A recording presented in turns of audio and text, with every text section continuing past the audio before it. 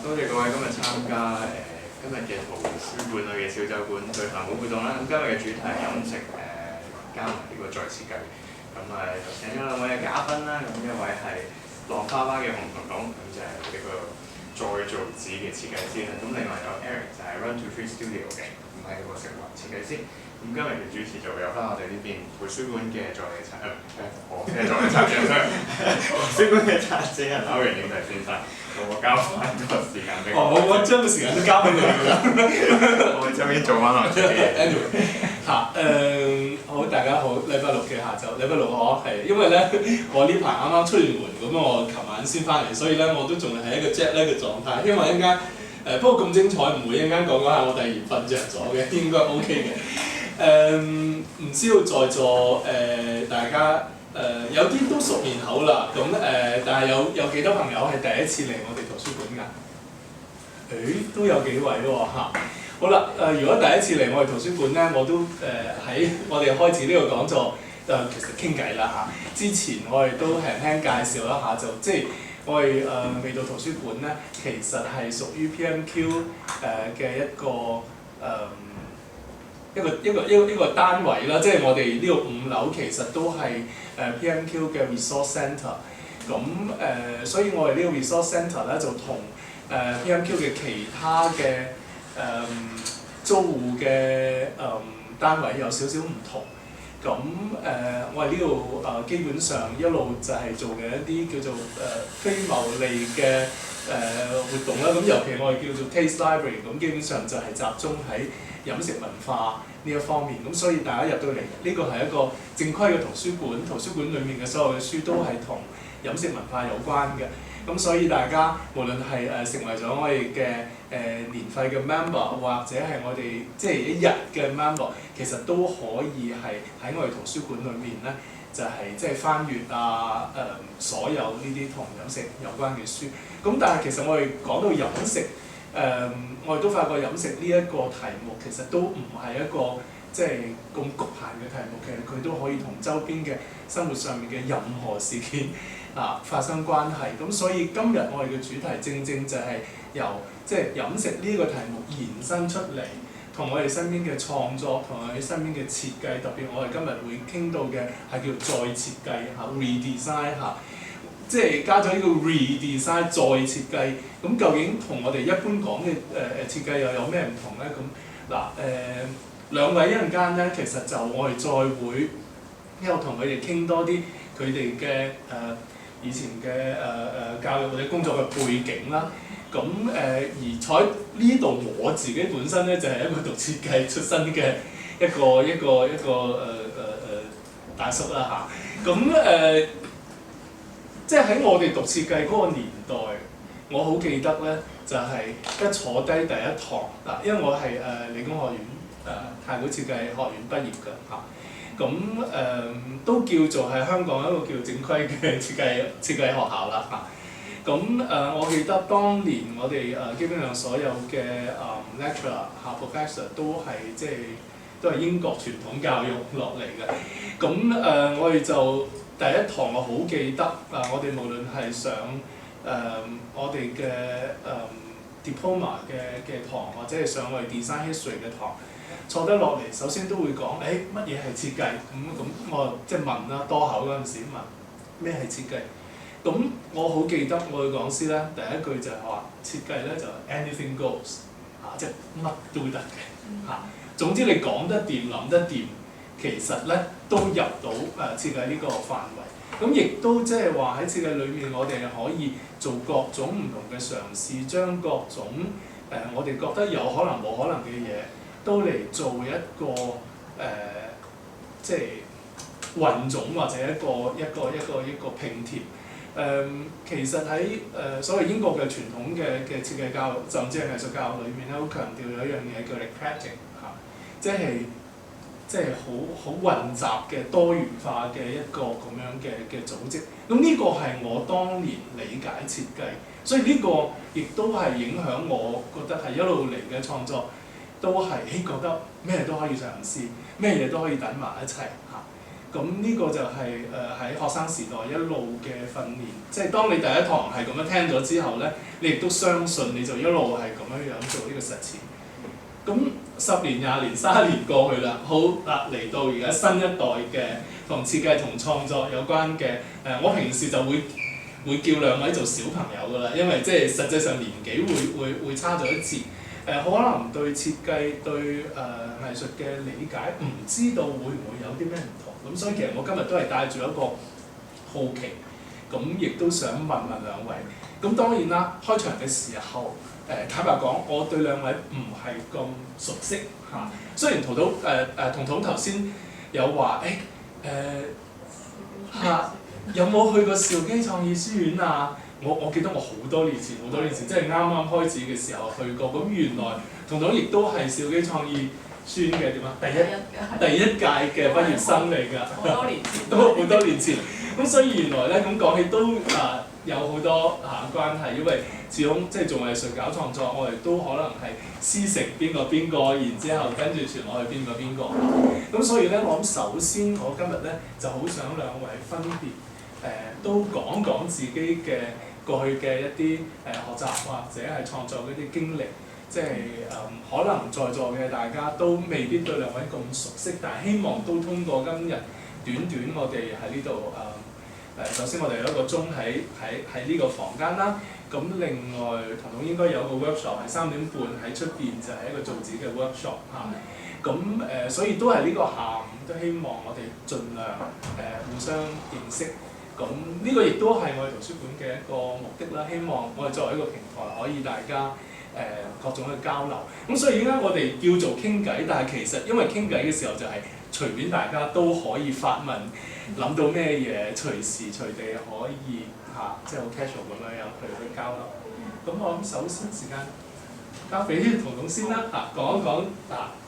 大家好，我係彤彤，咁係浪花花呢個品牌嘅主理人啦，或者創辦人啦。咁其實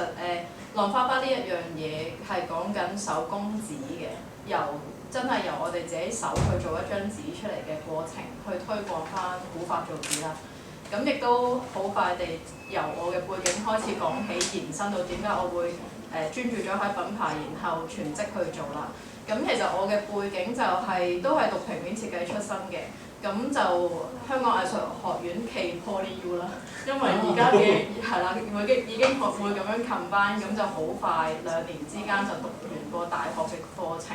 咁就其實接觸平面設計已經係由泛啲 high 啲到大學咁樣，已經5年嘅時間。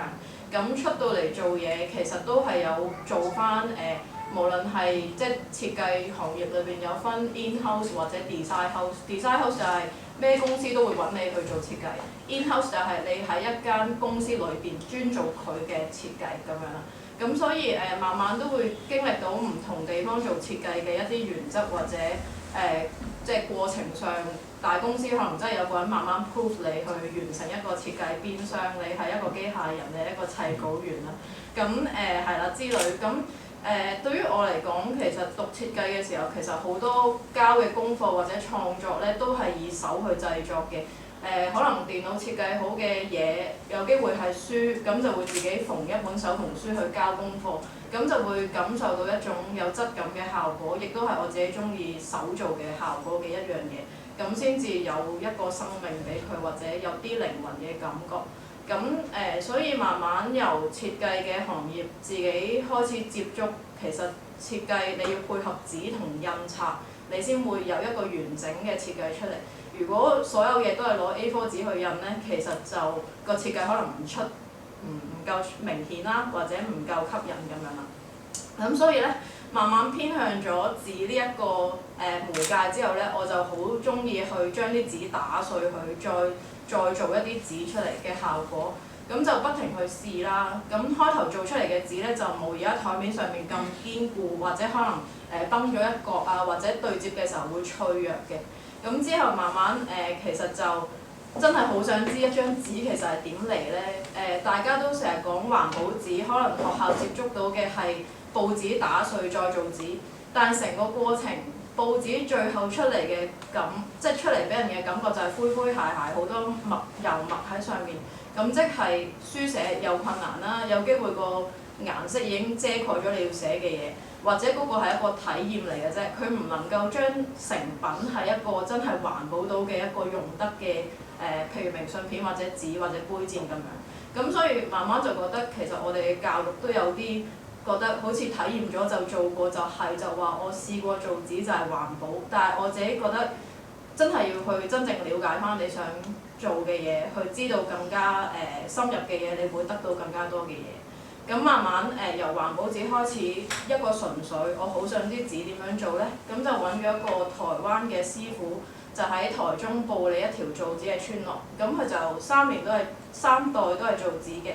咁就真係由樹開始取材，由樹皮揭取纖維，到真係人手抽取纖維之後抄紙啦。咁成個過程其實第一次去呢，我就以一個旅行嘅心態，嗰10日就揾個師傅去了解下咁樣嘅。咁後期1年過後啦，我翻香港繼續做紙都會覺得唔夠喎。咁我嘅工具唔好，其實做出嚟嘅紙就會影響咗。我嘅材料唔好，其實出嚟嘅嘢亦都係白費心機。咁所以下一年我又再去揾師傅，再去真係深究下究竟嗰個紙係嘅原材料或者工具上有啲咩可以再細究去學，咁就學埋翻嚟，咁就同步地其實浪花花呢個品牌已經存在緊嘅。咁所以慢慢就以一個分享嘅形式、推廣嘅形式，去將手工紙或者古法造紙去俾大家體驗啦，同埋可以知道其實市面上嘅紙有幾多種類，或者如果真係喺屋企想做紙咧，其實都可以喺我哋譬如生活上飲牛奶盒裏邊，其實佢係2層膠夾住1層棉嘅芯啦。咁其實有少少肯花功夫去取材咧，其實嗰啲都係比較喺香港容易收集嘅材料。咁當時喺台灣，咁當然由樹皮開始咧，就會真係做到一啲書法用紙或者包裝用紙，就好似日本嘅和紙咁樣，咁就可以係堅韌啲、柔軟啲嘅質感。咁所以紙呢一樣嘢，我會覺得佢俾到人唔同嘅感覺之餘，其實佢係有好多元化嘅功能喺裏邊。每次點解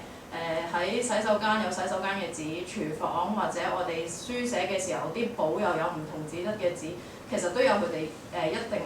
有嘅原因喺度嘅，係方便我哋日常生活咁樣。咁所以慢慢就從纖維開始了解，直到我覺得可以真係連工都取捨，我要推廣古法造紙咁解啦。一下子咧，即係幾分鐘咧，我已經進入咗呢個紙嘅狀態嚇。咁其實咧慢慢有啲嘢，我頭先都諗到，啲或者係在座啲朋友，其實都可能有一啲問題喺度，我哋一陣間可以再一路逐步咁樣深入。咁又去到 Eric 啦。嗱頭先我哋睇到紙啦，因為今日咧好開心啊，即係兩位將大家平時即係嗰個製作嘅一啲成品啊，都即係好似一個小展覽咁樣等咗喺我面前台。咁輕輕都覺得有啲關係，因為一邊係紙，另外一邊咧就去到布嚇，去到染嚇。咁其實都係一啲纖維嘅一個咁樣嘅過渡嚇，或者係一啲咁嘅關係。咁好啦，去到 Eric 又係喺度做緊啲咩嘢咧？介紹自己啦，我係 Run to Tree 嘅 Eric。咁咧頭先講話設計係啲乜嘢咧？咁其實永康腦海入邊設計嘅嘢 ，design is the solution。設計係一個解決問題嘅方法。我唔係設計出身嘅，即係同大家唔同。我咧嘅 degree 張 cert 係寫住 B Engineering 嘅，我係一個環境工程師嚟嘅。咁我讀書嘅時候 OK fine， 我哋做啲咩嘢咧？就係、學識起水壩啦，起太陽能發電啦。咁但係我發覺起水壩發電嗰啲啦，咁樣即係簡單嚟講，畢業之後就會翻大陸啦。咁我就諗緊，其實就算係做啲工程，又好似好離地咁樣喎。咁到嗰陣時，藉住讀環保嘅關係，就發覺其實香港嘅廚餘問題係好嚴重。咁所以就去諗，其實廚餘呢一啲嘢係咪想像中咁唔靚仔？其實佢會唔會有好嘅一面？佢會唔會更加多嘅用途？除咗可能就係好似而家咁樣 ，OK， 放喺地底入邊埋咗佢，乜都睇唔到，咁就算啦。咁而咁啱就遇到我嘅 partner 啦，咁佢係一個設計師嚟嘅，我哋就諗咧其實廚餘可以做啲乜嘢？喺一次好機緣巧合食飯嘅情況之下啦，就整污糟咗件衫。咁仲好記得嘅就係、咖喱汁嚟嘅，咁就發覺件衫洗極都仲有個空喺度，我就諗其實咖喱食剩咪變廚餘咯，呢一啲食物入邊嘅色素係咪可以抽到出嚟咧？咁從而就開始投放我嘅研究啦，我嘅時間啦，就落去研究啲廚餘嘅色素點樣抽取。由我當初嘅讀書喺個 Dean List 入邊啦，到後來我嘅畢業嘅 GPA 1.6啦，係1.6即係啱啱畢到業啦嘅情況啦，就將我嘅心機放晒去，想做啲貼地少少。究竟我可以為大家為呢個地方改變到啲乜嘢，解決到啲咩問題？喺眼前見到其實呢一啲好多唔同嘅布啦，我有另一個身份嘅，我係一個奈良出世嘅人啦，我屋企喺嗰邊做染坊。咁我就想將，既然我抽到個色素出嚟啦，不如就用我識嘅能力，就將佢哋變成可以染喺布料上面，去除咗啲剪線都達到個功用。咁台面上面見到嘅唔同嘅顏色，其實就嚟自唔同嘅材料嘅。咁包括通常大家好認識嘅就係藍染啦，藍染，落呢個先。藍染咧喺大家眼中就應該都會係用一啲叫藍草嘅植物啦。咁但係我哋特別少少，我哋用紫椰菜嘅。咁可能就話，喂，喺邊度諗到呢個紫椰菜嘅概念啊？其實好多嘢咧同日常生活息息相關。紫椰菜嘅概念就係嚟自我小六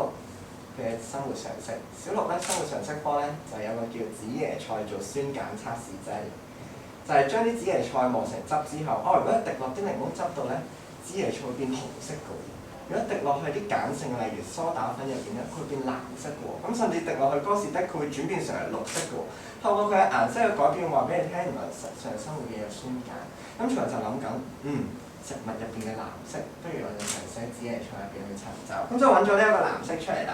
咁再去到更加多唔同嘅方法就係、除咗藍色之外，好換㗎嘛，係咪？又去做多少少，綠色啦，綠色呢一隻青，大家又可以估下佢係嚟自乜嘢嘅材料？係嚟自蔬菜嘅，佢咧入邊嘅成分咧有好多嘅，包括有菠菜啦、有秋葵啦，同埋有南瓜皮啦，咁就做到呢一個青色出嚟。再去到更加多嘅，好呢一度咧，呢一沓咧係最近經常用到嘅我哋嘅色板，呢個特別少少啦。好啦，呢個又係咩去做出嚟嘅咧？唔啱。頭先咧，大家已經進入咗個誤區啦，就係我染嘅布咧，永遠淨係得食物嘅啫，呢個係櫻花做出嚟嘅。咁所以就發覺咧，其實色素係一樣好特別嘅地方。咁所以我哋就開始慢慢鑽研唔同嘅材料，究竟可以我哋做到咩效果？除咗可以染紫椰菜藍色、紅菜頭，其實櫻花甚至係士多啤梨可以做一啲好靚嘅粉紅色之外，咁我就諗緊，其實食物設計應該行到幾遠咧？再到2016年，我哋俾米蘭世請咗過去做一個叫做食物再生技術嘅嘉賓之後啦，我哋認識到世界原來很大，有一樣叫食物設計。食物設計係乜嘢啊？原來就係嘗試透過設計嘅方法去令到食呢樣嘢不止於此，唔單再淨係坐喺度食完走 ，OK 漏咗洗碗。咁樣咁簡單，咁所以我哋就慢慢開始去諗下食物設計有啲咩唔同嘅玩法。好似早排上年嘅時候啦，有間廚具嘅公司係邀請我哋。其實香草喺外國人嘅日常生活入邊，屋企仲有個 mini herbs garden 㗎嘛。食飯嘅時候就隨便搣少少落嚟就放落去煎牛扒咁但係香草除咗大家口中或者大家心入邊成日知道就係、rosemary 佢羊架咯，跟住然之後basil 咁可能台灣去食大腸包小腸嘅時候，咪可以加9層塔咯。咁再去到最後可以做啲咩？我就諗咗，其實可唔可以做 mocktail 咧？可唔可以好多唔同嘅玩法咧？又嘗試轉入去另一個角度，就諗緊食物，除咗我哋平時食烹調之外，仲可以同我哋點樣日常生活息息相關，就慢慢演化到由一個嘅可能工藝師啦。一個工程師啦，變身成為一個食物設計師，咁我哋就開始去諗緊食物，除咗食，仲有咩唔同嘅享受？好簡單，大家都可以試下諗下，尤其是女士屋企應該一定有香水樽。平時咧，飲嘢嘅時候就會飲飲筒係咪好簡單啊？咁但係生活總需有啲小刺激嘅。假設如果個香水樽用完之後洗乾淨，我將我哋嘅飲品，不論係酒精飲品或者普通嘅飲品，甚至我早幾日試過五花茶啦、花旗參茶加咗入去，用香水樽試下咁樣去噴嚟享受，不論去呼吸或者係噴落身邊嘅朋友嘅口入邊啊，我哋好中意做㗎啦，平時。究竟會有啲咩感覺咧？其實都可以令到你嘅日常生活或者你嘅飲食更加有趣。講多最後一個例子就係頭先講到香薰。之前喺意大利去到一間餐廳咧，去到一間酒吧，嗰間酒吧咧係飲酒喎，但係佢飲酒咧唔係用杯飲，係用香薰機飲。你行到一個位置，你想飲嘅酒啦 ，order 咗之後，佢就倒一部香薰機，然之後咧部香薰機就會用 ultrasound 即係超聲波慢慢震嗰啲味出嚟，跟住你就可以咁樣索一索就舒筋活絡，聞一聞就格外精神。咁你所以食物就算係食都可以有好多玩法。呢個就係慢慢開始好説啦，我啦，所以為大家解決嘅一個問題。Good design is a solution. We are a solution for a new enjoyment of food. 好似已經講完咗咁樣咯喎。係呢個介紹自己㗎啦。OK， 嗱，其實裏面應該仲有好多 detail 㗎嚇。咁其實我有個問題想問翻彤嘅，就係話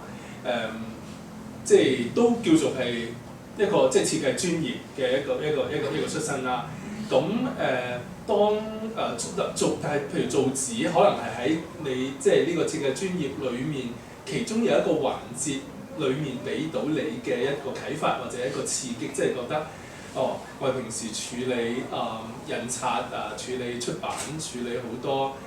即係設計上面嘅一啲流程裏面離唔開紙。頭先你講啦，離唔開紙離唔開印刷。原來對紙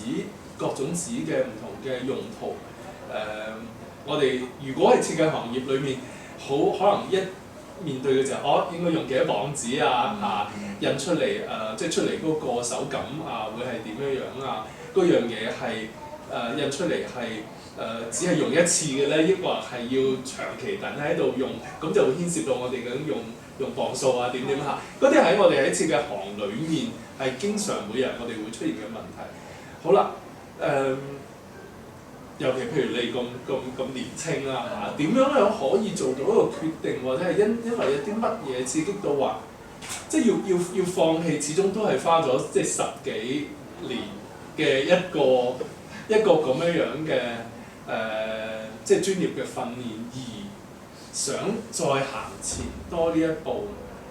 因為好明顯一定會遇到嘅問題就係、可能譬如設計就算點都好 in-house 又好或者係 design house 又好。咁始終係打住一份工啦即係都應該每個月有糧出㗎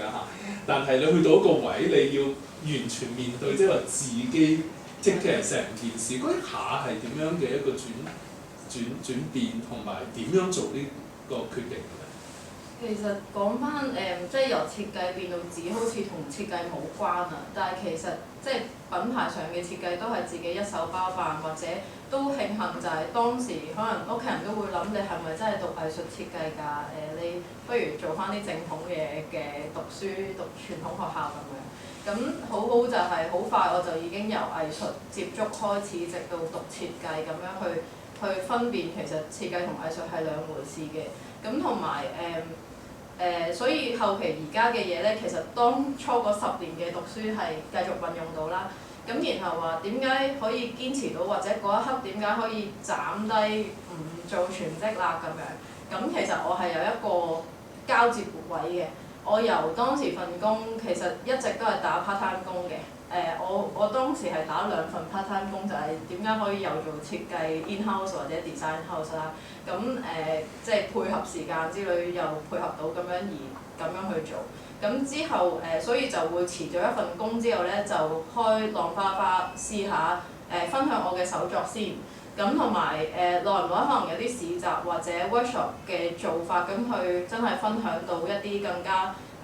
即係更加揾到知音人或者有興趣嘅人，佢會再多啲嘢去問。佢哋問我嘅問題，我又可以更進一步去加深翻自己嘅知識咁樣。咁所以慢慢喺呢個交接位之下，覺得其實不如取捨啦，因為就算一份 part time 工其實都唔會有1萬蚊，咁不如我努力啲喺自己品牌上面，咁就可以真係全部心機擺咗上去。如果唔係我日常返咗工，我夜晚先做自己嘅嘢咧，其實精力都係有限嘅。咁所以當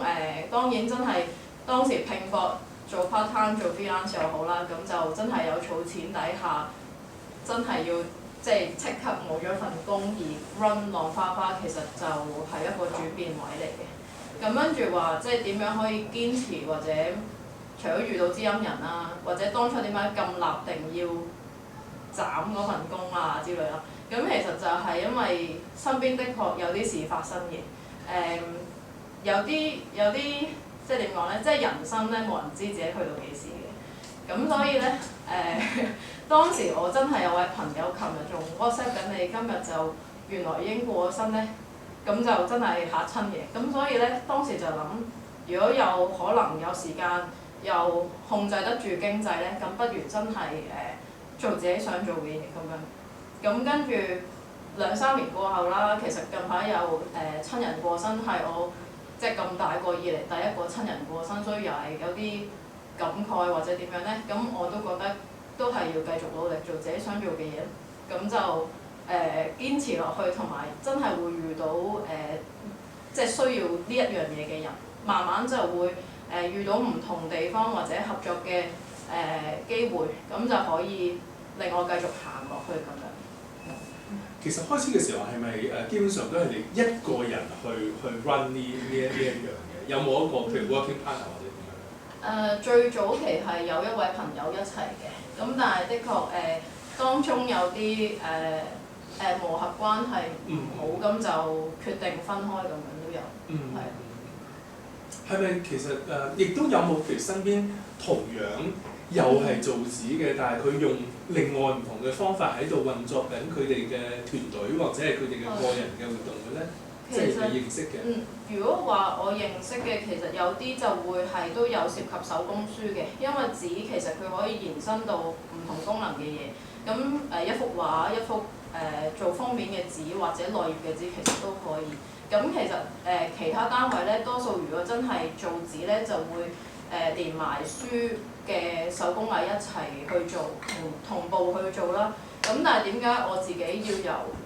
比較多係以紙為基礎，就係先由紙去推廣，同埋其實我係 focus 咗喺古法造紙嗰邊，真係想講翻呢2000幾年嘅我哋古中國嘅4大發明之一係造紙術啦。咁第二樣嘢就係印刷術啦。咁其實我自己就好中意呢一樣嘢，可能都關讀咗設計事。咁所以古法古時嗰啲印刷機，可能講緊60-70年代嗰種手動嘅機咧，我自己都揾到師傅去各樣。咁就因為我自己真係想由紙做到印刷，都係自己一手包辦咁樣。如果講當然啦，一講到印刷嗰個有另外一個嚇。因為有啲朋友亦都係專門做嗰啲用下活版嘅舊嘅印刷機，咁嗰個銅紙其實嚴格嚟講，亦都係2個獨立嘅工藝，雖然係雙方要配合啦，因為嗰個又去到另外一個，因為嗰個可能要更大嘅空間去容納嗰啲機器，而同埋嗰樣嘢咧，睇嚟當然我唔係話女仔唔做到嗰樣嘢，但係嗰樣嘢亦都要需要好多氣力嚇。嗰個可能你要再要揾 partner 一齊夾手夾腳去做，咁嗰個又會去到另外一個層次。好啦，咁啊到 Eric 啦。工程師去到 food designer 其實都算係一個幾大嘅一個呢個跨度其實係幾大㗎。咁但係當然我哋都一開始已經講咗啦，如果 design 係 problem solving 係揾 solution 嘅時候，為自己做人揾呢個 solution， 咁其實最緊要就係自己覺得嗰個係個 solution 啦，係咪？咁所以呢個咁嘅跳躍我哋絕對明白嚇。咁但係身邊嘅朋友屋企人又點樣睇你呢一個明明諗住你將來起個水壩嘅，點解又去咗搞整色整水咧？而家咁樣樣其實我先講屋企人先啦。其實屋企人當初都幾擔心嘅，因為諗下啦，如果工程師畢業衰衰地嘅人工都唔差啦，係咪？其實真係冇咩做到工程師，計下數攞地盤下就係。我開始去實行呢件事係我 Year 2嘅暑假，即係我升 Year 3嘅時候，我俾咗自己一個期限，就係我畢業之前養得起我就繼續，養得起我就交到租繼續，養唔起我嘅話，我始終都要為翻屋企人做打算。雖則即係我媽可以同我講話，就算你唔交家用 OK 嘅，但係就唔可以太耐唔交嘅。咁所以咧即係我哋心入邊就真係 set 咗一個期限俾自己咯。咁真係做唔到嘅，就算你有幾遠大嘅夢想，你有幾大嘅理想，但係確實你係唔可以離開屋企生活嘅。咁所以呢一個就係我停低嘅底線。咁但係好慶幸，咁當初交完租之後咧，又餓唔死自己，跟住間唔中都可以俾到家用，咁所以就決定咁樣做落去啦。你指嘅交租係即係自己出嚟住嘅，工作室嗰個租啊？比較尷尬就因為我哋做廚餘啦，我試過喺屋企整嘅，但我屋企人咧就真係好驚我搞到食物中毒啊！因為我收啲廚餘翻去之後，可以放邊度咧？就係雪櫃啦。咁打開個雪櫃咧，咁就永遠都發覺會爆一半個嘅。咁但係大家都知道，雖則廚餘可能翻到嚟我哋會清洗會處理係乾淨，咁但係以阿媽嘅角度咧，一啲唔屬於佢嘅嘢咧，佢就永遠都想處理咗佢。咁再加埋其實諗落好似好簡單啦，可能就咁將啲廚餘煮爛佢，打碎佢就抽到顏色。咁但係其實都需要一個比較大嘅空間同比較嘈嘅工作環境。咁所以當我有第一筆嘅收入嘅時候，就唔係為自己出糧或者嗰樣嘢先，就係先揾咗一個地方。咁喺葵興租咗一個282尺嘅單位。咁就呢個用2尺咁得意嘅？嗰個咧，嗰2尺係嗰啲柱位嗰啲角頭咧，跟住然之後就交大概3000零蚊租咁樣咯。咁嗰度真得很遠啊，地鐵站行過要3個字啦。咁不過樓下因為有間惠康，所以就一定餓唔死。咁然之後就慢慢開始一步一步咁樣去做啦。即係一開始就係咁樣已經有個工作室啦。係啦，一開始就我相信可能同其他同樣模式嘅人會有啲唔同嘅，即係可能其他啲人會話我喺屋企做冇問題，然之後做到可能出去擺市集或者接到一啲嘅工作，慢慢有一個固定嘅收入，自己嘅經濟經濟壓力先至再考慮其他嘅開支。咁但係確實呢個係一個厭惡性嘅工業啦。咁所以就唯有一開始我唔緊要，唯有自己使住積蓄先啦。咁然之後再出去做咯。咁之前都有講過嘅，到而家咧我都有留住嗰張相，就係我戶口最少嘅時候得翻7毫紙。咁跟住大家就問：你點生活㗎？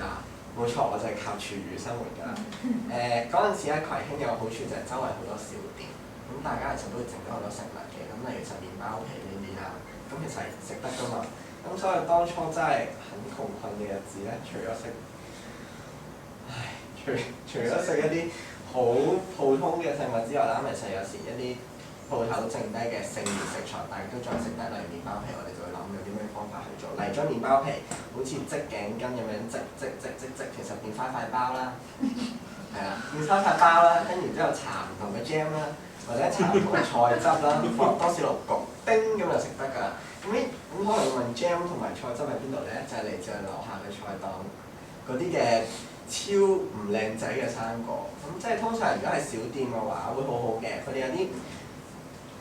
蘋果可能粒咗瘀咗，佢會將佢哋幾個放埋一籠啊嘛。咁然之後可能5蚊你就買到5個。咁咧即係5個，OK，將啲爛嘅地方切咗，仲有3個。咁嗰啲咧就係很窮困嘅時候嘅生活。咁但係我相信呢啲係啲經歷嚟嘅，因為真係你自己體驗過，我唔用我自己去證明實，呢啲廚餘真係好有用。即係我食咗咁耐都未死啦，未來死咗，我可能關之前事咁 OK 另計啦。咁但係我會想同大家證明實，唔好睇少呢啲少少嘅廚餘，就算係丁個少少，就算係咁細塊橙皮，我哋都有好多種唔同嘅玩法，做香啦。燒咗佢，然之後放去焗茶啦，做染料啦，甚至係呢些佢係有纖維攞去做紙，都係啲好可能嘅方法。我哋就係想證明俾大家睇，有好多無限可能性。好好明顯兩位同一般我哋理解嘅港女或者係啲宅男咧係好似好唔同咁樣。其實行上呢條路嘅時候，有冇覺得自己有咁唔同嘅咧？我講一個啦，就係洗濕咗個頭之後就翻唔到轉頭。O K， 係咯，即係確實真係一開始冇諗到嘅，咁但係當你去做咗少少嘢，你會發覺，咦，好似有小成喎，咁但係你會覺得好似咁樣就放棄有啲唔值得㗎嘛，咁就會繼續 keep 住去做，咁所以就係洗濕咗個頭。有好多朋友有時會問我，你叫做而家都可以 run 咗一間公司啦，會唔會有啲 feedback 咧？我就同佢講，一係做，一係唔做，因為洗濕咗個頭你就翻唔到轉頭㗎啦。咁但係我同大家講就嘗試去做咯，有冇損失嘅。去到呢個位，覺得前面嘅路係點樣樣咧？或者係即係咯，即係前面嗰個 picture 係點樣咧？有時即係可能而家第3年啦，咁前面嗰1年可能都係一個體驗嘅模式，跟住就不停試咯。可能做好嘅嘢就俾大家去睇下，跟住發現原來係唔會有收入嘅，因為當你拎起一張植物紙嘅時候，你會話再做紙，咁我要多番解釋先可以講到紙像嘅心血嘅結晶品。咁跟住慢慢都係咁樣去分翻環保紙同天然紙嘅一個講法或者少少教學啦。咁跟住就會慢慢累積咗經驗之後，第2、第3年就開始大約進入軌道啦。當我原來開辦咗一啲課程或者有咖啡紙系列嘅出現，即係一陣間如果有朋友玩 workshop 都會知今日係咖啡手工紙嘅主題啦。咁其實慢慢好似將一啲創意搬入嚟我嘅紙裏邊去發揮佢嘅功效之下，原來有唔同地方就需要呢一樣創新嘅嘢，咁就可以走落去。嗱，你講話唔同地方需要呢樣創新嘅嘢，你指嗰啲唔同地方係一啲個人啦，抑或係一啲團體啊，抑或佢係一個點樣規模嘅商業團體，佢可以即係你嘅生產或者你嘅一啲設計係成為佢哋即係埋單嘅一個原因咧？譬如咖啡紙啦，好多時候就係一聽到咖啡店或者餐廳佢哋有咖啡紙嘅來源咧，都係因為我觀察到佢哋沖咖啡嘅時候有啲濾紙啦，或者牛奶盒係大量會用到嘅嘢，即係牛奶會大量用到，所以好多盒會剩低啦，或者咖啡渣，甚至炒豆嘅時候有銀皮，咁所以頭先大家嗰個杯墊或者嗰個餅咧，其實都係有加入銀皮去做出嚟啦。咁所以就好似咖啡嘅系列就會去咗關於飲食業嗰一邊嘅單位。咁然後譬如我哋有啲時候啲客人會問咦，我可唔可以帶一啲佢嘅嘢過嚟我哋嘅紙度加入混合咗去做一啲獨特嘅紙？我話係完全歡迎嘅，因為冇佢哋嘅材料咧，其實我啲紙仍然係普通啲嘅紙啦。要加入咗譬如近排多啲啦，有啲獨立出品佢嗰啲雜誌啦，即係小誌啦，咁就佢係會想將個封面就用24味呢一個藥材去做出嚟嘅紙啦。咁其實同本書有關係嘅，佢哋亦都想少量出嘅時候係做得特別精緻嘅書啦。咁所以亦都有呢啲單位，甚至乎樓盤我都冇諗過佢會揾我，即係我當初做紙點會諗到個渠道有咁多咧咁樣？咁原來你有咧，人哋埋嚟揾你問你咧就會答到啦。譬如佢哋樓盤同紙有咩關係咧？佢哋就話起樓嘅時候因為種咗好多樹拆咗，咁所以咧就想要將種子紙去俾啲人種翻一棵植物。咁其實我係唔覺得呢條係橋嚟嘅，因為種子紙咧，佢係咪真係種翻棵樹咧？係我都想種翻我啱用嘅樹去做紙啊！我都未揾到地方，或者真係要同人合作先有。咁所以玩堅力嘅產品咧，暫時睇情況底下先接嘅，即係因為好多嘢做啦，咁都覺得唔啱就唔做㗎啦。即係譬如果你叫我喺自己地方開咖啡手工紙，我係唔會嘅，因為我係因為透過嗰間 cafe 佢儲俾我嘅用料，我再處理完先至再翻去教嗰 shop， 我覺得係有意思，而唔係因為佢哋想抽傭或者咩，我就要過去同佢哋分咁樣。即係喺嗰個工作關係裏面，其實都會建立到有一啲你自己嘅準則係甚至係將來呢個行業嘅某一啲道德係係因為呢個其實都真係靠一代一代人咁樣去建立出嚟。有時我哋成日講有啲規矩咧，好似係之前啲人定俾我哋嘅但係其實好多時亦都係我哋，亦都係應該參與呢個定規矩嘅過程，尤其即係咁坦白講，你話香港造紙或者染呢樣染嗰樣，即係好似唔關香港事咁嘅，即係開始嘅時候好似呢個傳統都香港冇嘅咁但係亦都正就係、可能你呢一代人或者係跟住嚟嘅下邊嘅一路咁樣落去，就真係開始咗呢個傳統。嗱，即係講起造紙，我哋讀 Poly 嘅時候都有上過啲堂，我都親手係做過，即係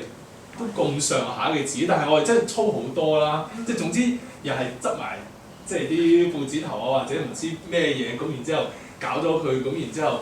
出嚟。咁我哋嗰陣時咧有一個 courtyard 㗎嘛，即係當年嘅 Poly 同而家係好唔同嘅。即係我哋有個 courtyard 係真係好似一個，我哋話講笑，即係可以曬谷嘅嗰度嚇。咁就喺出邊，咁我哋又係咁樣用嗰個竹西咁樣整咗之後，咁然之後就真係曬紙曬喺度，咁然之後又加呢樣花花草草咁樣，即係嗰陣時 Poly 周邊嘅環境都仲有好多可以自己咁樣自然採集嘅植物。咁我哋嗰個年代做就純粹係即係一個體驗嘅啫，正如你頭先講，即係冇真係考慮到係可以進入一個生產或者係甚至係同印刷有關係。我哋嗰陣時做咗嚟，可能本身就係手工紙本身嗰種咁嘅質感啦，或者勉強我諗我哋都可以試嚟做下啲版畫嘅。咁就係即係止於此啦嚇。咁但係即係估唔到隔咗10年20年之後咧，去到你哋呢一代咧，即係竟然有朋友係可以將嗰樣嘢去到一個越嚟越 refine 嘅一個咁嘅階段，同埋係即係慢慢成一個，就算未係規模都好啦，起碼自己有個邏輯咯，我覺得嚇。頭先講起印刷，其實就係因為慢慢知道纖維做法技術嗰樣嘢，所以啲紙已經夠平滑，可以入到 printer 啦。咁所以其實呢個都係即係我哋而家普通電腦 printer。所以大提高咗手工紙嘅用途，因為簡單唔一定要出個版先幫你印刷到咯。係啦，另外就試過藍曬嘅技術啦。如果有朋友玩過藍曬咧，都會知係要喺水入邊做一個洗翻走啲藥水嘅動作喺水入邊啦。咁所以呢個係第一次我自己試驗我嘅手工紙究竟耐唔耐到水咧？好多人話滴到水咁點啊？其實佢係由水做出嚟嘅，咁所以我又唔覺得佢染到水會點樣，咁反而就好似真係再喺水入邊沖咧，咁小心地啷下佢咧，其實佢仍然係好堅固嘅一張紙相咁。咁喺呢個過程裏面，你點樣做一啲呢啲資料嘅整理或者記錄㗎？其實包括圖統或者係即係因為我哋有陣時即係成個經驗就係自己一路去即係掌握或者係累積啦。咁但係始終要揾機會即係再傳播出去啊嘛。咁嗰個記錄我比較有興趣。呢個記錄係點樣做嘅咧？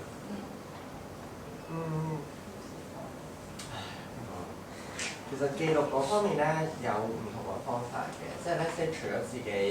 真係不停去揾唔同嘅資料，飛去唔同嘅地方去揾故事之外啦，其實有時做完呢啲嘅模式之後，就真係好靠設計呢樣嘢嚟幫手啦。設計都可以去講到故事，就係例如最簡單一個graphic 啦，咁就可以話到其實呢一塊布佢哋嘅顏色係點樣得翻嚟咧？紫泥彩我喺邊度攞翻嚟？我需要幾多先至做到我相關嘅一啲嘅染料嘅份量咧？有啲咩質量嘅要求？大家翻到屋企亦都可以點樣去做？點樣可以一齊幫手去減少呢啲問題？咁甚至係可能會大家會好擔心，呢啲係天然染嘅嘢出嘅材質啦，咁會唔會甩色㗎？你點樣保養？其實好多時候呢啲知識傳達就係靠我一把口去講嘅話，我相信係有限嘅。我咪可以同各人講嘅嘢唔多。咁但係反而可能如果將佢哋能夠可以變成一啲圖案，甚至再到商品化嘅時候，再因着自己嘅唔同諗法，可能大家唔同世界各地嘅時候，先可以將呢啲故事慢慢傳揚開去咯。咁更加重要嘅就係而家開始多咗人用 Vlog， 即係 video blog， 或者係用翻一啲 motion graphic 嘅，咁確實都真係要與時並進地去做翻相應嘅記錄，咁我哋先可以將自己所做嘅事，不出有一日三長兩短唔可以再做啦，咁都可以有人去再去 keep on 去做落去。咁另外我自己就每年都會喺幾間唔同嘅院校度去做一啲 facilitator 嘅，咁好似 Poly 其實都會有學生佢哋做畢業功課嘅時候會我哋 assist 佢啦，咁就等其實佢哋根據我哋所做嘅嘢有啲咩發想，咁我哋就可以引導佢，除咗小走一啲歪路之外，亦都可以令到將呢一件事發展得更加遠，以一個比較輻射式嘅擴散咯。因為我唔希望染布唔係一個好特別嘅技術，廚餘做染料雖然係一個好特別嘅技術，但係唔係一件好難嘅事。我哋想做嘅，我唔係希望靠佢揾好多錢，我淨係希望佢可以令到我於情無憂，同一時間我可以將呢一樣嘢引發到更加多人去關注香港呢性別食材嘅問題，再去斟酌呢件事，作出一啲改善。咁呢個先係我哋本身去做嘅方案咯。同埋見佢Eric 染嘅布咧，都有呢啲寫住染咗幾多秒，代表幾多深色深淺度。即係可能會見到一沓布，你會問：哇！究竟其實呢啲用咩染咧？我會同你講，成沓都係同一隻材料嚟嘅。咁我哋自己有好多沓呢啲布，因為實在太多啦，咁你會見到2秒一回啦，1分鐘一回啦，30秒一回啦，再去到後面嗰啲咧20分鐘3回啦，20分鐘6回啦。咁每一隻色咧，仲有佢一個自己嘅色碼嘅。坦白講，我真係唔會記得咯。即係可能突然之間有人同我講秋文，呢個聽色 UUC 係咩嚟嘅？跟住我同佢講唔知喎，等我 check 先。咁所以即係確實呢啲實在太多呢啲嘅知識啦。而且我今次做完測試，我未必代表呢一樣嘢係一定啱嘅。咁所以其實就算係色板都好，我哋自己都會有。即係淨係講嘅時候，我哋都會下一步會係點樣？或者同你哋有咩關係？咁我講先啦。咁其實創意市集的確由開頭有嘅時候都開始留意啦，直到自己 join 咗嗰一年裏邊 join 過唔同嘅地方，都會發現可能2-3年前還好啦，你會見到周圍嘅檔嘅檔主咧嘅嘢真係自己親手去做嘅。咁後期大家都知有啲網絡係比較容易購物啦，咁就會自己重新包裝，然後就再話係自己品牌去做。咁呢啲其實就已經係唔能夠喺話創意市集或者自家製嘅一個層面去講啦，我自己覺得即係咁樣啦。咁所以慢慢好似可能大家會睇到一個市集或者大型嗰啲真係講緊300檔裏邊，可能你會見到有20檔以上係做緊皮革。有啲做緊番梘、手工梘咁樣都有，咁我自己就覺得同埋佢哋標榜嘅係全力支持檔主啊、創作啊、設計啊嗰啲啦。我自己感受到嘅嘢就係、如果你真係支持，咁點解要收我哋600蚊一日咧？或者1500蚊一日咧咁樣？因為仲要收到咁貴。而家呢個市價係啊，市價啦又，咁跟住咧。即係我會諗翻轉頭，究竟係創辦嗰班人或者搞手，佢哋的確有行政費嘅需要。咁如果個場地係咁貴嘅時候，其實檔主又能唔能夠回本翻嗰日嘅租金呢？咁的確係我自己經歷過係回唔到之下，覺得市集亦都係唔係一個我嘅位置去嘅時候，咁所以我就翻自己嘅地方去推廣咁樣都有嘅。喺我嘅角度，我都會覺得其實市集係過分蓬勃啊，亦都有啲過剩。即係對比起而家香港嘅頻率，就係可能同一個禮拜入邊啦，我會有4至5個市集嘅。從商人嘅角度嚟睇，首先第一樣係分散咗人流啦，咁第二樣嘅就係競爭實在太大啦，即係頭先啲同學所講，你去到一個市集入邊，你會見到好多人都係買緊同一樣嘢，咁甚至有啲係無假貨嘅銷售來源買翻嚟嘅，即係換一換個包裝啦。咁我會一個少少嘅意見就係，其實而家市集真係俾大家有一份正當職業，放工之後做啲嘢咁放下假，咁嗰600蚊跌咗都唔介意嘅，咪當係係一啲開心過滿意嘅日子咯。咁但係確實，如果真係你想要做商業銷售嘅話，市集真係唔係一個好啱嘅發展，或者可能而家去到一個好惡性嘅高峰位啦。咁但係我相信嚟緊可能3至4佢慢慢會回落翻。始終而家做市集最大利益者確實係搞手，市集搞手。你講緊可能我以一個我知道嘅數字去講啦。荔枝角嗰邊有一個商場15個禮拜都有做嘅，咁佢長租大概一日係萬鬆啲嘅啫。咁但係佢一次每一個市集就大概40個攤位啦，每個檔主就每日收大概600蚊啦，2日就會1000蚊啦。咁其實你會知道背後嘅盈利模式，究竟大家辛苦市集嘅檔主做嘅嘢係為咗賺錢俾我哋背後嘅搞手啊，定還是係真係好努力推廣自己嘅產品咧？咁我覺得呢一個未必係一個好健康嘅事情。即係咧，其實你市集你會見到早幾年都有啲比較健康一啲嘅，好似兆基創意書嘅時候，每年都會有一個九龍城書節，咁甚至係西九海濱長廊嘅時候，呢啲完全係講到明話 OK，it's free， 帶大家自己嚟去做。嗰陣時個氣氛都還比較健康一啲，咁大家就惡性嘅商業太過商業嘅模式咯，反而變咗究竟大家會覺得我係咪真係需要去市集咧？定還是市集真係我星期六日冇嘢做嘅時候經過我兩眼咧？好似我自己個人經驗，其實我哋喺12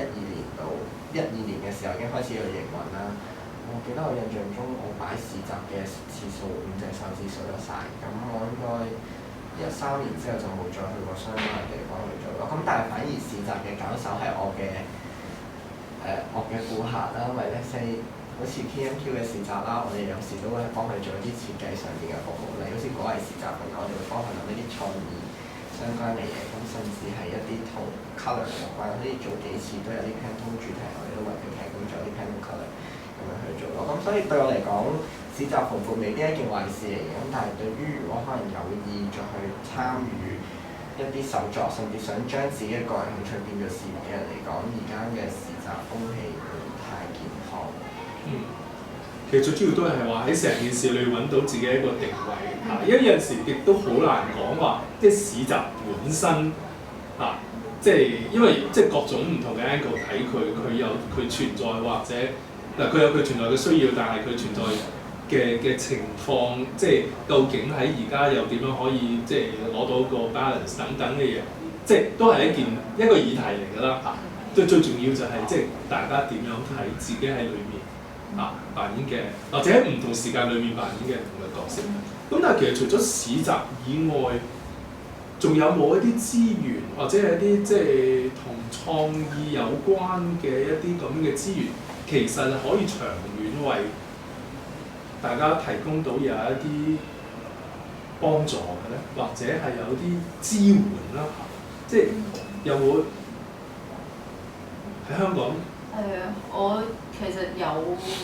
嘅，但係唔多，或者可能申請嘅渠道會比較困難。譬如真係去揾一啲資助嘅時候，咁你個 proposal 可能人人都遞嘅時候，就已經有一個競爭。咁可能佢可能揀嘅只係得5個人嘅時候，咁你就可能只係1萬蚊嘅 sponsor 都要花好多時間或者資料去處理嘅。咁譬如而家我進入緊一個階段就係即係譬如佢哋會做 second in 啊，即係有 first in 同 second in 之類，咁會經過好多途徑去爭取呢1萬蚊 sponsor 都有。咁點解我要爭取 sponsor 係因為其實我想再揾多少少單位一齊合作，因為如果得我一個我收緊嗰個價錢，可能啲人都嫌貴都未頂嘅。咁我有 sponsor 之下就可以回饋翻，可能平少少，或者再揾多啲人參與。多啲單位合作，咁先可以帶動到自己嘅嘢，可以多啲唔同地方嘅人知道，或者純樸啲嘅真係做植物紙嘅，咁可以揾到一啲單位去合作。其實我覺得係有意思過我以紙像我未係紙像啦，咁但係即係係咯，即係要咁樣去帶動就會件事會好啲咯，我自己覺得。其實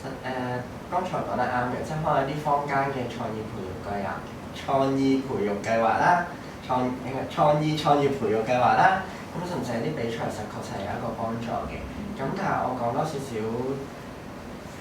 另一啲方案啦。咁其實而家好多都係資源共享嘅。咁例如叫做 co-working area 或者 co-working space 等等，我唔係話呢啲地方可以令到你生活得好輕鬆，或者你 start 得好輕鬆，而係你可以透過呢啲地方去揾到一啲相關背景或者志同道合嘅人。當相同諗法嘅人走在一起嘅時候，可以發生更加多唔同嘅火花，以及令你嘅事情會行得更加順利。好似如果我以彤彤嘅例子為例啦，佢本身係專係做一啲造紙嘅技術嘅，咁可能佢就係、假設可能2至3個人都係造紙嘅行埋一齊，佢就可能專係負責造紙嘅技術纖維提煉啦。咁可能另一個人佢係專職於紙嘅幼滑度嘅研究啦。第3個人可能佢嘅色度嘅研究啦。咁當佢哋幾個人去專攻一個範疇嘅時候，佢哋大家都係做同一個方向嘅時候，將唔同嘅成果綜合埋一齊，就可以令到呢件事會有事半功倍嘅效果。同一時間亦都因為人多咗，資源多咗，機會多咗，就算係要寫 proposal 嘅時候，都只係一個人寫啫，另外2個人仲係揾緊其他嘅錢嘅。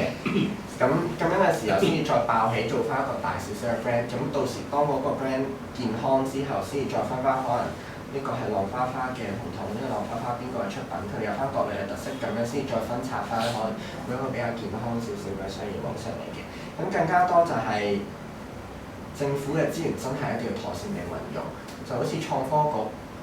每年都真係擺緊幾多錢落去創業入邊嘅。呢些佢嘅門檻都真係好寬鬆嘅，只要你首次創業嘅話，我最近睇到嘅資料啦，就係你可以總共申請75萬嘅撥款嘅，咁當中1/3係需要無息嘅償還嘅，咁另外2/3嘅話，如果你嘅計劃書 OK 嘅話，你可以去做申請啦。咁甚至如果你嘅創業係同科技啦、資訊有關、科學與數碼港都一個考慮，咁甚至設計嘅話，香港設計中心都有呢啲唔同嘅資源。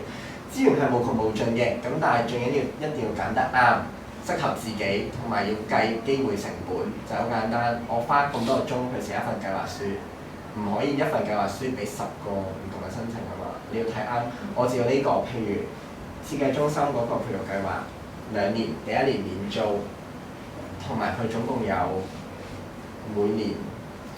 2年有26萬嘅資助。咁究竟你要將呢個時間投放呢個計劃啊，定係投放另一個贏咗10萬蚊嘅現金獎嘅計劃咧？咁呢啲就可能要去好好地考慮。咁但係我相信香港對於大家想做一件自己有夢想嘅事情，確實唔難嘅，揾資源簡單到拍一條片上載上去 YouTube， 然之後如果你有多啲零用錢嘅話，做下廣告投資都可以幫自己建立到一條 channel 出嚟嘅。突然 Eric 好似即係變咗某種宣傳大使咁樣。不過 anyway， 即係呢個都係一個正面嘅，即係睇我哋自己做緊呢樣嘢，我哋點樣將佢，因為始終我哋做嘢，我哋都係想有更多人即係認識到，更多人理解到我哋究竟點解係一路即係花咁多精神時間落嚟呢樣嘢做。咁啊，不過即係去翻最即係其實兜翻去最後一個問題啫。其實大家即係年紀輕輕啦，即係我唔要特登拉遠去大家嘅年紀嘅距離，不過即係始終係年輕。有幾多或者又點樣睇？其實而家做嘅2位而家分別做嘅嘢，同香港即係一個更加大嘅 branding 啦其實係有咩關係咧？即係想同香港做一啲咩嘢其實即係到自己真係做到一啲實用大啲嘅手工紙之後咧，就好似譬如就算純天然植物嘅紙，我都係喺香港搜集嗰啲原材料去做。咁亦都有 find out 以前嘅歷史，可能原來香港到而家為止，我未揾到資料係講造紙呢一個行業。可能聽到好多紙行或者紙皮箱嘅行業，佢哋紙皮箱係真係有原紙漿做到一個箱係有嘅，但係造紙咧就冇嘅，暫時揾到。咁紙行多數都係來佬嘅紙啦，日本紙、美國紙好靚咁樣俾大家揀嘅。咁我就好似而家係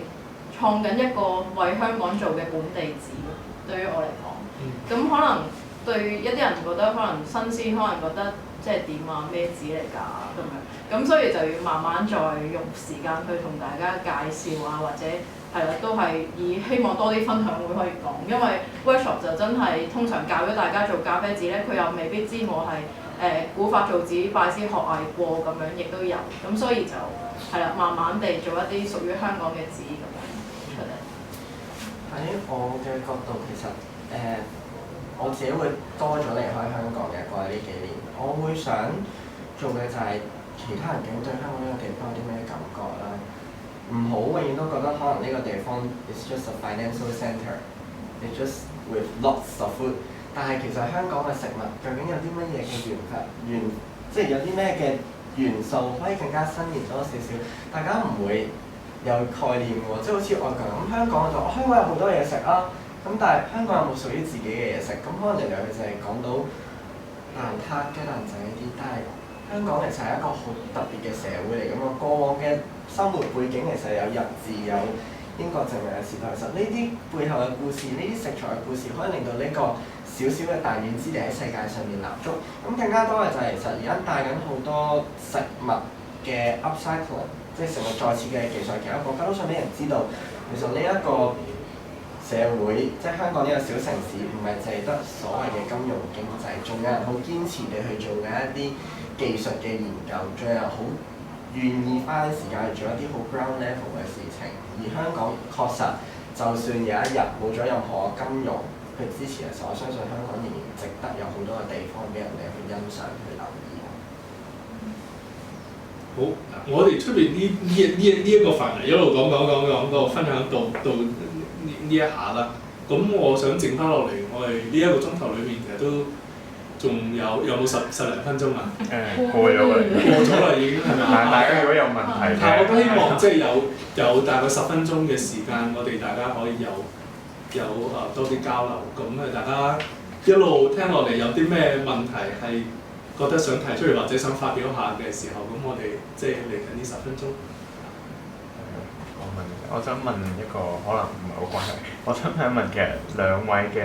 公司同埋studio 嗰邊，其實呢個名有咩意思？浪花花同埋 1-2-3 studio。可以，我講先。咁浪花花其實就係當我哋做紙嘅時候咧，取咗一個意境，就係一定係纖維同水混合啦，然後抄紙嘅過程會掀起好多個浪花。咁所以我 double 咗個花字就係浪花花去形成一張紙。其實好樹呢一個名啦，應該係 1-2-3 先嘅。1-2-3 好簡單，直譯就係跑啦，跑喺啲樹度啦。我哋一開始去做工作室嘅時候，其實就係好簡單，想做一啲綠色嘅設計。咁但係做下 ，OK， 最後呢一個廚餘嘅 materials 跑出咗出嚟，跟然之後就變成咗而家我哋有好多唔同嘅演化，例如我哋會有好樹實驗室啦，係專做 food experiment 嘅。我哋會有一個叫 Delicious 啦 ，Delicious 係 DYELICOUS， 染布同食物其實都係一個好美味、好多顏色嘅地方。甚至我哋仲有其他嘅研發，即係延伸叫香港良品啦。香港良品係番梘嚟嘅，點解係番梘咧？個品字3個口其實就係3嚿番梘，良字係簡體字米再加良，用香港本地嘅米製作優良嘅產品。咁嗰個 brand 就專係用塱原出產嘅稻米嘅米湯殼去做啦。咁所以就我哋我啲同事成日都我哋好叻，就每年都會生一啲新嘅仔出嚟嘅。咁就會去不停去俾大家覺得其實食物有好多唔同嘅元素。而好樹呢個中文名都係早2年先改嘅啫，既然叫 1-2-3 tree 即係樹，好樹啊，諗咗好耐㗎啦，諗咗1-2-3好似叫雲土樹啊咁樣嘢，諗咗好耐，好煩，好啦，就諗叫2個字好樹，咁就成為咗我哋間呢個工作室嘅名啦。我想問下咧，我哋有時成日覺得呢啲手工嘅嘢咧係好睇唔好，即係對於香港嘅其他參加者嚟講係有少少好睇唔好睇，即係可能好多記者揾你訪問，咁但係訪問完係咪有好多人參加你嘅工作坊咧？即係嗰個感覺，我哋會有，即係我哋有時都會諗係咪咁樣咧？即係你哋覺得喺香港搞呢一個工作，對於香港人嚟講，其實你會唔會覺得係有冇啲特別可能特別困難啦？特別困難同香港人 sell 呢一件事啦？又會覺得其實香港即係，因為我見聽可能你哋都會去外國，會唔會覺得外國容易啲，香港難啲？會唔會有呢種感覺？其實唔差好遠㗎。香港比較難少少，就係香港人嘅新鮮感實在太短啦。即係我哋需要不停地去換唔同嘅元素同食物有關嘅元素。咁最近我哋被人定義咗另一個名，我哋叫 performing arts。點解咧？因為我哋最近開始多做 show，例如就係飲茶，平時就咁沖杯茶飲啦。咁但係我哋早排同一個台灣嘅品牌去做，就係點樣將飲茶同埋調酒呢一啲去溝埋一齊嘅時候，變成一個可能好好嘅享受。連調酒嗰陣時，佢調茶嘅技巧都係啲表演，都係一個元素。咁所以我哋要好努力地不停去諗緊新嘅元素，去滿足香港人嘅口味，等佢哋持續都仍然會關注緊食物呢個議題咯。咁外國其實都唔差太多嘅，雖然好似聽落全部啲好新嘢，但係其實東南亞地區包括印度、台灣、日本、韓國、中國、雲南，甚至去到其他地方，其實都會有染布呢樣嘢。喺佢哋眼中，其實染布係一個 general 嘅事情，每日都發生緊，甚至讀書上堂都會去做。咁只不過可能香港嘅人生活模式冇因為點 reach out 先覺到呢件新鮮事。或者可能香港人唔夠多時間去欣賞身邊嘅事物，可能大家撳住手機由放工一路翻到屋企咧，佢冇留意過身邊嘅事物都可能。咁可能我嘅手工紙嘅出現咧，其實最初都會諗，其實香港有冇市場㗎？定係我快啲擺上網去外國啦咁樣。咁反而而家到而家我都冇擺上平台去賣去外國嘅，就只有外國人睇到 Facebook 或者點樣去留意到我嘅嘢去購買啦。咁從手工紙嗰度咧，最暫時又係一個階段啦。每個階段好似認識到新嘅行嗰一群人咁樣。咁譬如近來啦，就係西洋書法嘅人會多啲人嚟揾我買紙或者學做紙啦。因為原來佢哋寫嘅西洋書法輕輕其實已經好靚一隻字，但係佢要配合嗰張紙咧，佢先出到一個效果。佢可能手字好靚，寫喺另一張紙又係冇咗個質感。咁所以原來佢哋係對手工紙係好需求嘅。咁所以又有一個群組係需要呢隻紙，咁慢慢就好多群組需要嘅時候，我就會繼續走落去啦，都係咁講。其實我自己接觸手工紙咧，其實我諗咗好耐，我好中意，但係冇機會途徑啦。我覺得你呢個創業咧，其實係好好嘅，但係以前俾我感覺買啲紙好嘅，好貴，買翻嚟我唔捨得用。係。咁但係如果係喺教學上可以比較普及，你甚至乎可能好容易，或者學校啊或者大啲機構開啲小班，知道原來屋企都可以做到紙。因為以前我感覺好似好困難，好大動作。咁如果係屋企做多少少紙嘅時候，佢嘅實用性好似你話齋，今日已經好驚喜，原來做杯墊咁，即係俾我感覺係喺個實用性可以咁容易，就算做到粗糙都好啦，你可以喺唔同嘅形式喺生活上用翻。以前俾我感覺過再造紙係好靚好貴，唔捨得用。我會甚至乎啲設計師好多時用個 book cover 啊，或者做 invitation card，好靚，用好捨得。畫書法啦，西洋書法、中國書法其實係好用啦。如果再普及化，可以好似希望今次有機會喺屋企大家都做嘅係提起好多人嘅趣味性，原來做紙係易學嘅。當然專業啲嘅做得 fine 啲啦，專業嘅可以細路仔或者係知名啲可以做到一啲我平時喺我 idea 方面嘅，我希望我快啲做多啲做杯紙喎。我飲茶嘅 workshop 啊，係啊，我有好有興趣呢方面。我覺得其實我都去留意過好多你哋講個市集，嗰種市集唔係去到商場嗰種咁 commercial 已經去到ICAC 咪嗰個 JCCC 嗰啲，或者你呢度呢啲好設計性嘅嚟講。咁而家好似你話齋好多差唔多嘅嘢，做翻揀好多差唔多嘅嘢。咁其實好似話齋有人包裝嘅，有人自己嘅。咁喺個觀察上睇嗰啲人嘅心意係點樣咧？其實有啲人行過咯，有啲人以前好難得嘅，每一檔都睇。我相信每一個都係手做嘅，但係而家好似你話齋，可能一半已經唔係手做。其實推廣到去一個比較顯淺啲，令到啲人會去接受。因為如果唔係，我覺得佢嗰個層次好高。我捨得買，但係好貴。係咪啊？我想去學，可能好難。如果係真係推廣到比較由淺入深，其實啲人會對再造紙或者好似特別佢嗰種食物設計，我覺得兩個都個方向好好。可以真係再普普及少少，或者用個顯淺啲嘅趣味嘅，差好遠嘅。而家我覺得對呢兩樣嘢，我初我唔敢係咪責任？責任我睇咗好多啦，咁原來唔係嘅，包含好多嘢，我覺得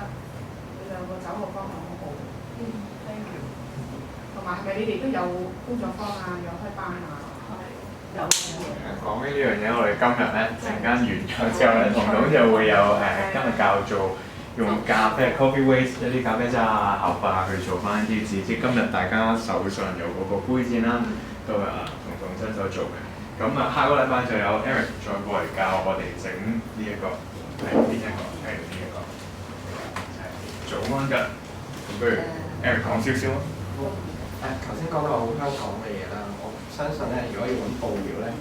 除咗祝君早安之外咧，我應該揾唔到啲更加香港嘅嘢。